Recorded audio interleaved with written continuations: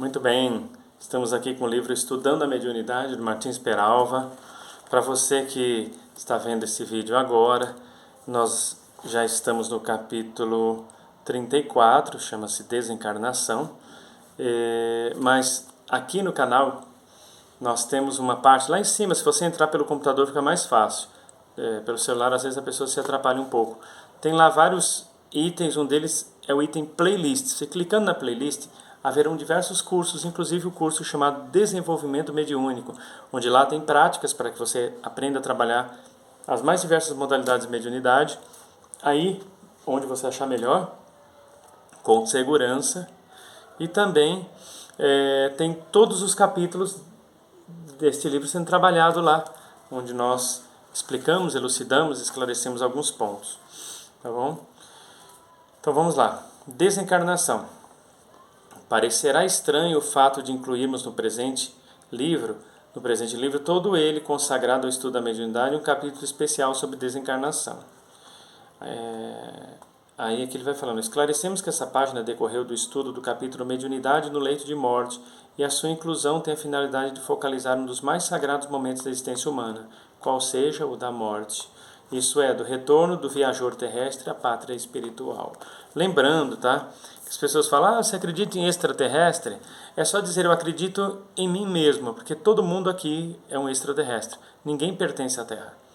Nosso espírito eterno, imortal e reencarnante, ele não tem bem um paradeiro no universo. Todo lugar é lugar para um espírito que está em constante evolução, como nós. Nós já fomos tanta coisa, seremos outras tantas.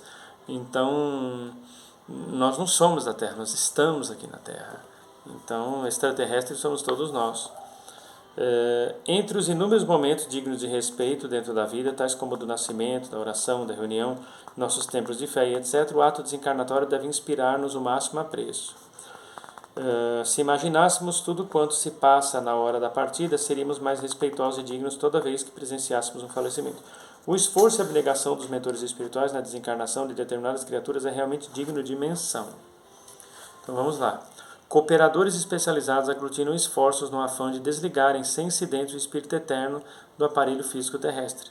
Verdadeiras operações magnéticas são efetuadas nas regiões orgânicas fundamentais, ou seja, nos centros vegetativo, emocional e mental. Estudando o capítulo Mediunidade no leito de morte, levamos ao quadro negro o seguinte gráfico, com o objetivo de fixar as principais providências desencarnatórias, de natureza magnética, bem assim os sintomas peculiares ao andamento e conclusão de cada uma delas. Aqui ele faz um organograma, eu já vou explicar melhor esse organograma aqui. Tá? Que ele coloca assim, regiões fundamentais do organismo humano. Bem aqui, regiões fundamentais do organismo humano. Ele divide em três partes: centro vegetativo, centro emocional e centro mental. Aqui no centro vegetativo ele está dizendo, ligado ao ventre, sede das manifestações fisiológicas, o centro emocional ligado ao tórax, zona de sentimentos e desejos, e centro mental situado no cérebro, que ele considera o mais importante. E aí ele vai citando algumas situações. Ele fala assim: quando é desligado, o centro vegetativo, há um esticamento dos membros inferiores e o esfriamento do corpo. Quando é desligado o centro emocional, a desregularidade do coração, a aflição, angústia, pulso fraco. E no centro mental, a questão da fossa romboidal, quando a pessoa entra em coma, o desatamento do laço fluídico. Enfim, segundo eles, quando o espírito está desencarnando, para que ele se desligue melhor do corpo, os espíritos especializados no assunto atuam nesses três campos para o desligamento da pessoa de seu corpo físico que não serve mais. Bom, aqui ele cita aqui, a operação final é no cérebro, onde fica situado o centro mental, a região mais importante. O trabalho magnético se realiza inicialmente sobre a fossa romboidal, que a medicina define mais ou menos com as seguintes palavras: assoalho do quarto ventrículo, que por sua vez é uma cavidade situada na face posterior do bulbo e protuberância, portanto anterior ao cerebelo. Naquela região ali do bulbo onde ocorre a paralisia cerebral definitiva, o desligamento, a morte parada bulbar, é diferente da morte cerebral. Às vezes a pessoa está em morte cerebral, mas ainda não teve a parada bulbar. Então não ocorreu ainda o desligamento da pessoa do corpo físico, o espírito da pessoa do corpo físico. Bom, aqui ele coloca: o quarto ventrículo está normalmente cheio de líquido encéfalo-medular. No fundo da fossa romboidal estão situados os centros mais importantes da vida vegetativa, tais como o da respiração e o vaso motor. Ou seja, se desligar essa parte, só para de respirar e o sangue para de circular. Então é morte na certa. Após essa última operação magnética sobre a fossa romboidal, e sobre a qual ainda nos reportamos no final desse capítulo, sobrevém o estado de coma, embora o espírito esteja ligado e bem ligado ao veículo físico. Por fim, o desatamento do laço fluídico, só aí conclui-se a desencarnação. Interessante, né? Quando a pessoa reencarna, eu vou explicar para vocês um pouco da reencarnação para depois falar da desencarnação. Quando, vamos supor que você que está assistindo aí, você é um espírito, chegou o seu momento de reencarnar. Você vai para uma colônia especializada, lá você vai passar por uma preparação, e essa preparação, geralmente assim, não é exatamente 100% das reencarnações, não são assim, mas no geral. Aí você vai lá, se passa por uma preparação, e aí você se despede, lá das pessoas têm que se despedir, quando chegar o momento de entrar para a Câmara do Esquecimento. A Câmara do Esquecimento é uma ala, com esse nome, Câmara do Esquecimento, onde o espírito lá vai passar por uma série de trabalhos psíquicos com terapeutas, onde a pessoa entra numa espécie de hipnose com o passar do tempo, e desta hipnose ela é sugestionada a se ver como uma criança. Então o corpo dela, a partir dessa sugestão, lá dentro da câmara da reencarnação, existem elementos psicofísicos, lá equipamentos, uma série de fatores que levam a que aquele espírito vá pouco a pouco assumindo a forma infantil, por mais adulto e velho que ele, entre aspas, seja, ele vai assumindo a forma infantil. Para isso ele tem que passar, entre aspas, pela lei do esquecimento, pelo procedimento do esquecimento, melhor dizendo. Por quê? Porque senão fica muito difícil você acompanhar ali o seu corpo assumindo a forma infantil lentamente, e você com todas as recordações e desejos de um adulto. Não faz sentido. Então há um apagamento temporário dessa memória, uma inconscientização, em que a pessoa entra numa espécie de apagão enquanto ela assume a forma de um bebê. Quando chega o momento de nascer, aquele espírito daquele bebê é acoplado dentro do corpo do bebê que está dentro do útero. Aí, quando a criança nasce, ela ainda não está totalmente reencarnada. É só a partir do momento que ela respira, que entra oxigênio, que aí ocorre um processo de nidação espiritual, onde fixa o espírito no corpo da criança. Definitivamente ali só sai pela via do desencarne. Só desliga definitivamente pela via do desencarne. Não é que o espírito não sai do corpo nunca mais.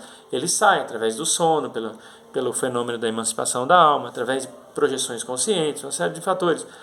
Mas desligar-se mesmo daquela matéria só pelo desencarne. Então, quando chega a hora de desencarnar, não é tão simples o desligamento. O espírito, primeiro que ele muitas vezes está ligado ali ao corpo já há um certo tempo, muitas vezes aquele espírito se comprazia muito das coisas da matéria, o que deixa o espírito ainda mais denso e com afinidades muito fortes eletromagnéticas com a matéria, então que dificulta ainda mais o desligamento e uma série de fatores. Então desencarnar não é brincadeira, tá? Não é brincadeira. E aí continua, no mundo espiritual recebe mais um habitante e a demografia terrestre registra no seu volume populacional decréscimo equivalente. Depois da desencarnação, cujo processo nunca é igual para todos, nunca, ao despertar no plano espiritual, defrontar-se-á o recém-chegado com as seguintes invariáveis habilidades: visão panorâmica da última existência, reaquisição da forma antiga, encontro com os espíritos afins, elevados ou inferiores, analogia do meio espiritual com a paisagem terrestre. Em resumo, encontrar-se-á consigo mesmo. E aí, seguindo aqui, a gente sempre dá uns saltos, tá? E aqui, ó, a observação é sobretudo interessante da reunião de 3 elementos. Tá, aqui ele está falando sobre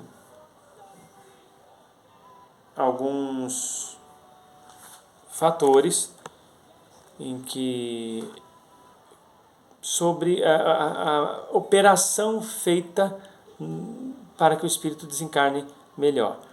Aqui ele fala assim: digna de nota e comentário foi a operação sobre a fossa romboidal, de cujo centro se desligou brilhante chama violeta dourada, que absorveu instantaneamente a vasta porção de substância leitosa já exteriorizada do plexo solar e do tórax.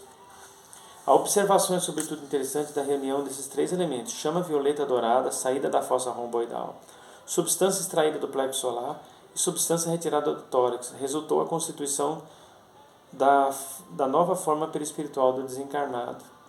Não queremos encerrar esse capítulo, pelo qual lembramos a respeitabilidade na hora da morte, em vista do maravilhoso trabalho dos instrutores espirituais, sem que transcrevamos as palavras do André Luiz, com que André Luiz narra a formação do perispírito do recém-desencarnado. Olha só. Concentrando todo o seu potencial de energia na fossa romboidal, Jerônimo quebrou alguma coisa que não pude perceber com minúcias, e brilhante chama violeta dourada desligou-se da região craniana, absorvendo instantaneamente a vasta porção de substância leitosa já esterilizada. Quis fixar a brilhante luz, mas confesso que era difícil fixá-la com rigor.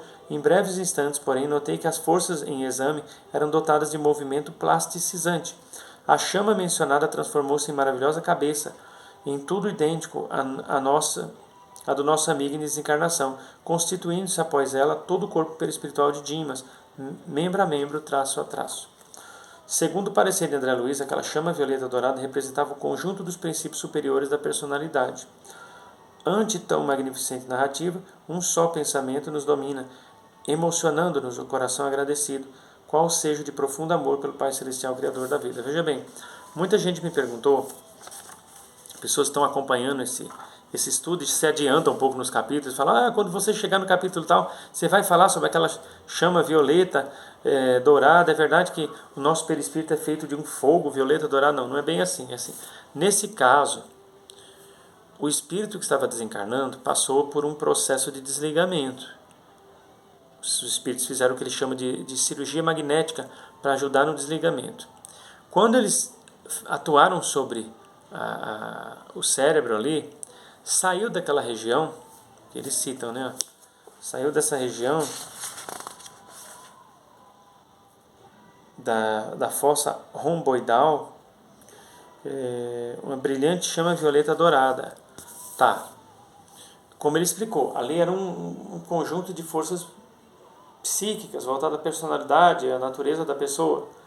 E aquela força serviu de carro-chefe para ajudar o espírito a desencarnar. Ele desencarnou tão rápido, depois fez isso, que imediatamente foi dando forma ao perispírito da pessoa. Não é que aquela chama virou o perispírito da pessoa. Tem que entender direitinho, porque esse livro no qual eles se basearam, nos domínios da mediunidade, para escrever esse aqui, Estudando a Mediunidade, foi um livro escrito há muitas e muitas décadas atrás. E esse livro do Martins Peralva também há muitos e muitos anos atrás. Então eles tinham um jeito de transmitir as coisas que às vezes enrolava um pouco o meio de campo. Não foi isso que ele quis dizer, que um foguinho virou o perispírito. Não, aquilo ali ajudou no deslocamento, e uma vez deslocando, a força psíquica puxou o perispírito para aquela situação, na qual foi ganhando forma.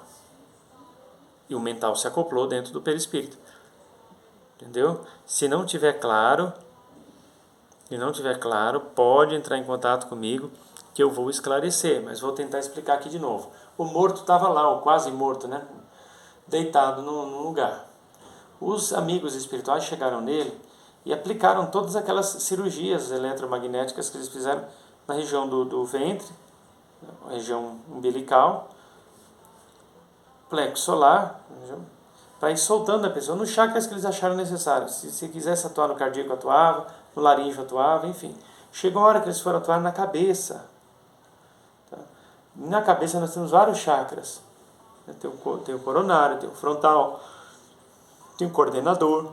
Aqui atrás são os chakras temporais. Então, foram atuar nos chakras da cabeça e lançaram uma quantidade de energia que fez com que a força que estava ali, nessa região da fossa romboidal, saísse. Quando saiu, desprendeu parte da consciência da pessoa que ali estava, e ela foi ganhando forma, e automaticamente o espírito da pessoa que provavelmente estava ali entre o mundo físico e espiritual, ainda acoplado na matéria, mas não mais vitalizando a matéria, é puxado para esta concentração psíquica, e ocorre um processo em que o espírito do camarada, junto com o perispírito, vai para aquela concentração de energia que era o mental, incorpora no perispírito. É confuso? É confuso. Mas se você, com o tempo, fizer outras leituras e tentar entender na sua mente aí o que foi descrito aqui, ainda que você não aceite com facilidade esse processo, foi isso que aconteceu naquele caso em específico. Não é sempre assim. Não é todo mundo que desencarna que passa por essa etapa. Tem gente que já desencarna inteiro. Desencarnou, o espíritozinho já sai. Agora, vou contar uma história para vocês.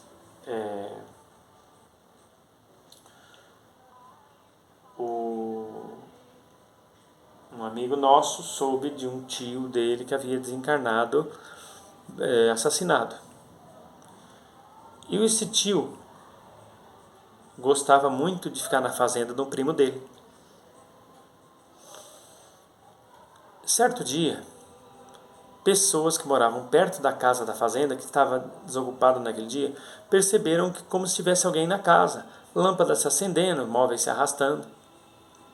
E resolveram dar uma espiada lá, embora não tivesse ninguém na casa, mas eles conheciam bem os moradores ali, deram um jeito de entrar, não na casa, mas na propriedade, vizinhos de uma região rural, e olhar se estava tudo bem. E não viram nada, mas perceberam que tinha um movimento estranho na casa. Então telefonaram para os proprietários da casa, que foram lá no outro dia, preocupados inclusive.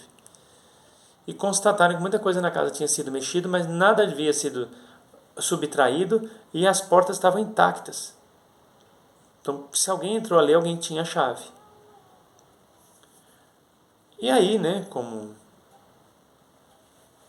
os fenômenos se repetiram, a ponto de incomodar a vizinhança, foram lá com uma médium e a médium constatou a presença de um espírito. Fizeram um contato com esse espírito, ele identificou que era esse tio do rapaz.